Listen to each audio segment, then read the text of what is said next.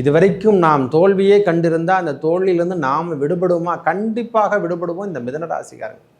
ஏன்னா 5ஆம் அதிபதி நம்மளுக்கு சுக்கிர பகவான் தான். லக்ஷ்மி கடாட்சம் என்று சொல்கிற மாதிரி, குலதெய்வ அருள் என்று சொல்கிற மாதிரி, அந்த பாக்கியம் எல்லாம் இது வரைக்கும் போன மாதம் ரொம்ப தடையாக இருந்து மனவேதனை உடல் உபாதைகள்லாம் கொடுத்துருந்தா அதெல்லாம் இனிமேல் மாறிவிடும். 4ஆம் அதிபதி ஆட்சி, 5ஆம் அதிபதி ஆட்சி என்று சொன்னாலே நிரந்தர செல்வம் என்று கூட சொல்லலாம். ஒரே வார்த்தை, ஒரு மனிதனுக்கு நிரந்தரமான ஒரு செல்வத்தை கொடுக்க போகுது. இது வரைக்கும் வீடு சார்ந்த விஷயத்திலையோ வீடு அமைப்பில் நம்மளுக்கு கிடைக்காம இருந்தாலோ, ஐயா நான் நிலம் வாங்கலை, இடம் வாங்கலை அப்படின்ற ஒரு பட்சமாக இருந்து நாம் வாடகை வீட்டில் தான் வாழ்ந்துட்டுருக்கோன்னு நினைக்கிறவங்களுக்கெல்லாம் ஒரு தலைமை பொறுப்பாளரே இவங்கள பார்த்து வாழுங்க, அவங்கள மாரி நடக்க கற்றுங்க, வேலையில் அவங்கள பார்த்து வாழணும் அப்படின்னு நம்மளை அடையாளம் காட்டக்கூடிய காலமாக இந்த காலம் இருக்க பெறும். நல்ல உயர் பதவி நம்மளுக்கு கிடைக்க போகுதையா. உச்சம் பெறக்கூடிய புதன் பகவான், கன்னி ராசியில் புதன் பெறுவான், உச்சம் பெறுவார். அதே நேரத்தில் சுக்கிர பகவான் தனது துலா ராசியில் ஆட்சி பெற போகிறார். என்னைக்குன்னா 19/9/2024 முதல் 14/10/2024 வரைக்கும். இதில் எவ்வாறு ஒவ்வொரு ராசிக்கும் பலாபலனை வழங்க போகிறார் பார்ப்போம் வாருங்கள்.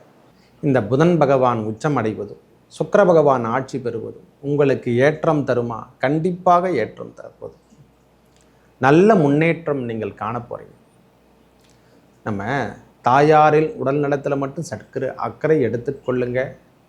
அவங்களிடத்தில் நம்ம கருத்து வேறுபாடுலாம் நாம் வச்சுக்கக்கூடாது. ஏன்னா முதல் 4ஆம் இடம் என்பது மாத்ருஸ்தானம் அல்லவா, தாயாரிடம் அல்லவா. அந்த இடத்துல ஒரு கிரகம் உச்சம் அடையுதுன்னா அந்த அமைப்பெல்லாம் நம்ம பார்க்கணும். உச்சம் என்றாலே முழுமை பலம்பலம், முழுமையான பலாபலனை கொடுக்கக்கூடிய இடமாக இருக்குது. ஒரு மனிதன் உச்சம் என்று சொன்னாலே மேலிருந்து கீழ் விழுவதும் சொல்லலாம். ஒரே வார்த்தை. எனக்கு அதை பொறுத்த வரைக்கும் அதுக்கு இந்த உச்சம் என்று சொன்னாலே நான் அதை தனிப்பட்ட முறையில் கருத்துக்களை ஏற்க முடியாது.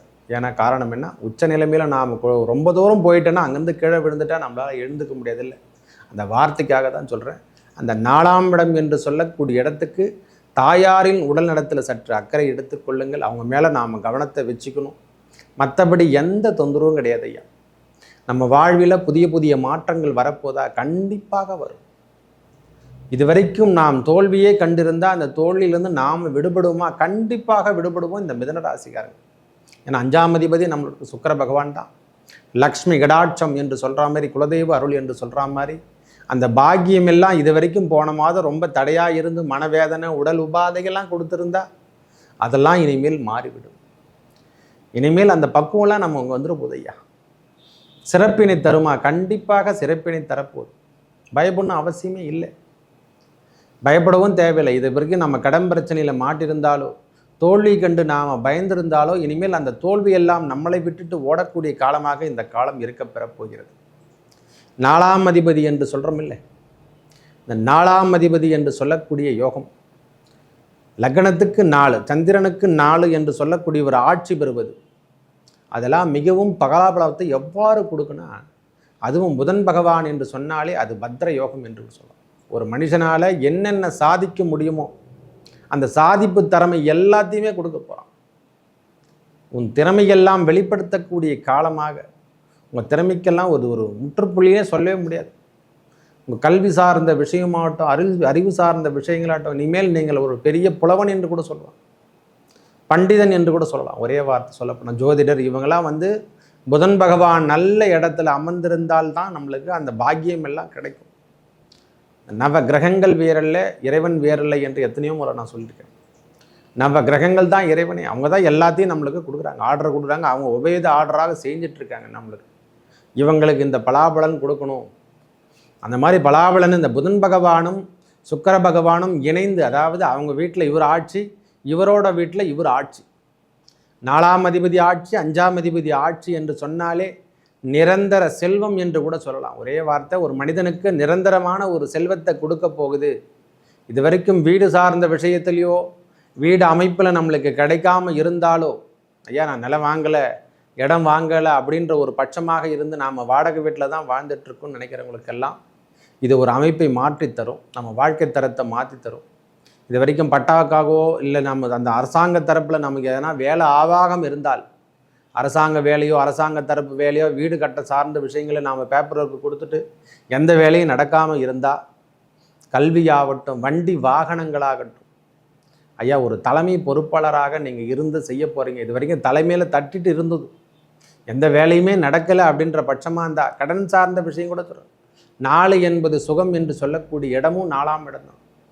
ஒரு மனுஷனுக்கு மாத்ருஸ்தானம் 4, பிள்ளை பெறுதல் என்று சொல்லக்கூடிய அமைப்பை பெறுவதும் 4, சுகம் என்று சொன்னாலும் அது 4. ஒரு மனைவியும் கணவனுக்கும் மனைவி என்று சொன்னால் 2ஆம் இடம் கணவனா, கணவனும் மனைவி என்றால் அது 4ஆம் இடத்தையும் குறிக்கும். அவங்க 2 பேருக்குள்ள அண்டர்ஸ்டாண்டிங், அந்த அண்டர்ஸ்டாண்டிங் சொல்கிறோம் இல்லை, கருத்து வேறுபாடுலாம் இது வரைக்கும் நிலைவதில் அந்த கருத்து வேறுபாடுலாம் இல்லாமல் போயிடும், மறைஞ்சிடும். ஒரு தனித்துவத்தோடு நீங்கள் ஆட்சி பெற போகிறீங்க சுவாமி. நீங்கள் யார் என்று இந்த உலகத்துக்கு தெரியக்கூடிய காலமாக மிதுன ராசிக்கு இந்த காலம் வரப்போகுது. ஒரு முறை நம்ம பஞ்சாயிட்டா போதும் சுவாமி. இந்த காலத்தில் ஒரு முறை மிதுன ராசிக்காரங்க பஞ்சானாங்கன்னா வாழ்வாதாரம் மேலோங்கி நிற்குமா. அவங்க அதெல்லாம் கட்டியமாக பிடிச்சிக்குவாங்க, அவ்வளோ திறமை படைத்தவங்க. எந்த சூழ்நிலையில் நாம் எவ்வாறு வாழ வேண்டும், அந்த தலைமை பதவியாகட்டும், பொறுப்பாகட்டும், வேலை சார்ந்த விஷயங்களாகட்டும், எதையும் முன்னெடுத்து செய்யக்கூடிய அமைப்பை பெற்றவர்கள். அவங்ககிட்ட ஒரு வேலை கொடுத்து பாருங்கள், கொடுத்தா அவங்க வேலையை முடிச்சுட்டு தான் தூங்குவாங்க. அந்த அமைப்பினை பெறவங்க மிதுனராசிக்காரர் மட்டும்தான். இந்த நேரத்தில் அந்த ராசிநாதன் உச்சம் பெற்று அதிகப்படியான வலிவோடு சம்மந்திக்கப்படுறது. ஏன்னா போன முறையெல்லாம் சூரிய பகவானுடைய பார்வையில் பட்டு உடல்நல உபாதைகள் பிரச்சனைகளை சந்திச்சுட்டாங்க போன மாதம். இப்போ கொஞ்சம் பரவாயில்லை, 99 பாகம் அவங்க எல்லாத்துலேயும் மாறிடுவாங்க. அவங்கள கண்டா புலி கர்ஜிக்கு, அதாவது சிங்கம் போல இருப்பாங்க. இந்த கஜகேசரி யோகம் கூட சொல்லலாம் எனக்கு தெரிஞ்ச வரைக்கும். ஏன்னா குரு பகவான் ஒரு 12ஆம் இடத்துல இருந்தால் கூட அந்த 4ஆம் இடம் என்று சொல்லுற கேந்திரம் பிறகுது இல்லவா. மற்ற கிரகங்களை விட லக்னாதிபதி ராசிக்குடையவன் என்று சொல்லக்கூடிய அமைப்பை பெறும்பொழுதெல்லாம் அந்த கேந்திரம் பெறக்கூடிய காலத்தில் பெரிய வக்ரம், பெரிய பலாபலனம் பெற்ற மாதிரி தான் இருப்பாங்க. உயர்வினை தரக்கூடிய காலத்தில் நிமிர்ந்து நிற்கக்கூடிய காலமாக இருக்கும். அவங்க அரசியல் வட்டாரெல்லாம் பெரிய லெவலில் இருக்கும். இது வரைக்கும் அரசியலுக்கு போகாதவங்கெல்லாம் அரசியல் தரப்பு வந்துன்னு சொல்லுவாங்க. வேலையெல்லாம் சார்ந்து வரப்போகுது. அரசாங்க தரப்பு வேலையாகட்டும், அரசியல் தரப்பு வேலையாகட்டும், உங்களை வந்து பார்க்குற மாதிரி இருக்கும். நல்ல முன்னேற்றம் என்று கூட சொல்லலாம். ஒரே வார்த்தை சொல்லப்போனால், வயது ரொம்ப முதிர்ந்தவங்களுக்கு உடல் உபாதைகள் எதனா இருக்கும், அவங்கள மட்டும் உடல் அக்கறையோடு பார்த்துங்க. மிதுனராசிக்காரங்களுக்கு ரொம்ப வயதானவங்களுக்கு, ஒரு 80 வயசில் மேலே இருக்கிறவங்களுக்கெல்லாம் இறைவனுடைய இந்த நம்ம பாக்கியமாக வேண்டிக்கணும், சிவபெருமானை வேண்டிக்கணும். அந்த நாராயணன் முக்தி பெறக்கூடிய இடம் என்று சொல்லக்கூடிய நாராயணனை வேண்டிக்கணும். அவங்க உடல் உபாதைகள்லாம் கொஞ்சம் பார்த்துங்க. தாயாரில் உடல்நலத்தில் சற்று அக்கறை எடுத்துக்கொள்ளுங்கள். இந்த வயது மூப்புகள் இருக்கிறவங்களும் மிதுனராசிக்கார் யாராக இருப்பினும் சற்று உடல் நலத்தில் அக்கறை எடுத்துக்கின்னு ட்ரீட்மெண்ட் போகிறதோ வரதோ இதெல்லாம் கொஞ்சம் பார்த்து கொள்ளுங்கள். இந்த காலம் அவ்வளோ சரியில்லை என்று கூட சொல்லலாம். மற்றவர்களுக்கெல்லாம் உங்களுக்கு உயர்வினை தரக்கூடிய காலமாகும். வயது முதிர்ந்தவர்களுக்கு மட்டும்தான் இந்த பிரச்சனை, வயது உடையவர்களுக்கெல்லாம் இந்த பிரச்சனையெல்லாம் எதுவும் கிடையாது. நீங்கள் தைரியமோடும் தன்னம்பிக்கையோடும் தலைமை பொறுப்பாளராகவும் ஒரு படி உயர்ந்தே நீங்கள் காணப்படுவீர்கள் என்று கூட சொல்லுவேன். நான் ஒரே வார்த்தை சொல்லப்போனால், இனிமேல் உங்கள் வாழ்க்கை தரம் உயர்ந்து காணப்படும். பயம் என்பது இனிமேல் அறியாது. உங்கள் வாழ்வில் இனிமேல் பயம் என்பதோ இன்னொரு அடிஷ்னல் நம்மளுக்கு ப்ரோக்ராம் நம்மளுக்கு கிடைக்க போகுது. நாமும் வாழ்க்கை தரத்தை உயர்த்தி தான் காட்ட போகிறோம்.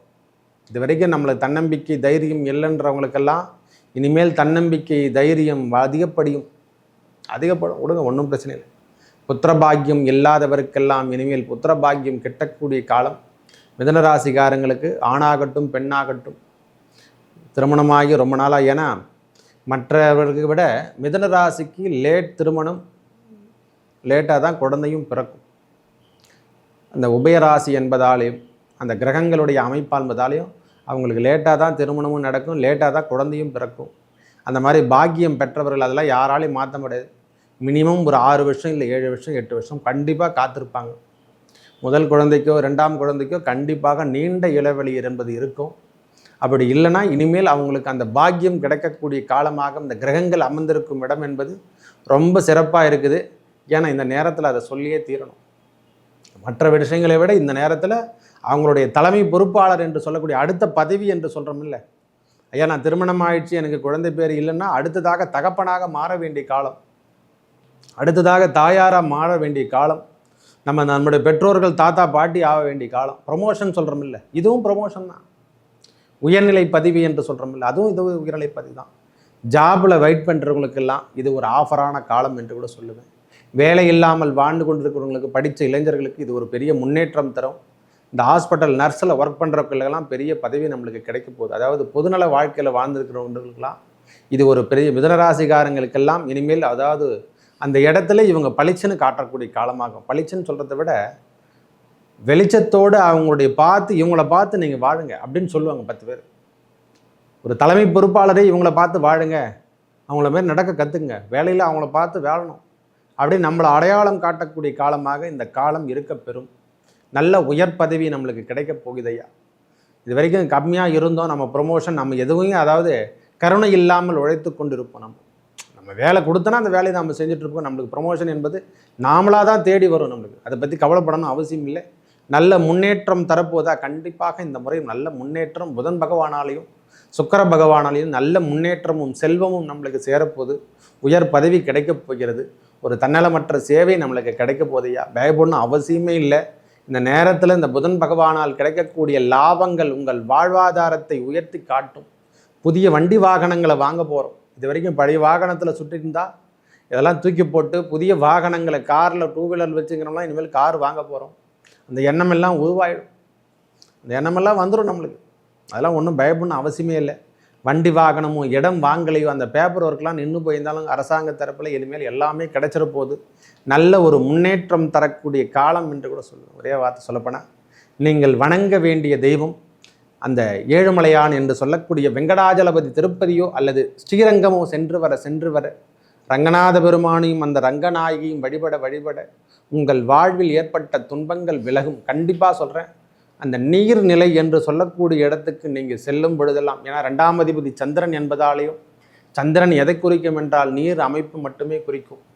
அந்த நீர்நிலையில் வீட்டு இருக்கக்கூடிய சிவபெருமானாகட்டும், திருமாலாகட்டும், இந்த ரங்கநாத பெருமானாகட்டும், திருவானைக்காவலில் வீட்டிருக்கக்கூடிய சிவபெருமானாகட்டும், ஜம்பு மகேஸ்வரர், அகிலாண்டீஸ்வரி என்று சொல்லக்கூடியவரை வழிபடும் போதெல்லாம் உங்கள் வாழ்வில் ஏற்பட்ட துன்பங்கள் விலகுவதை நீங்கள் கண்கூடாக பார்க்கலாம். நல்லதே நடக்கும். நன்றி, வணக்கம்.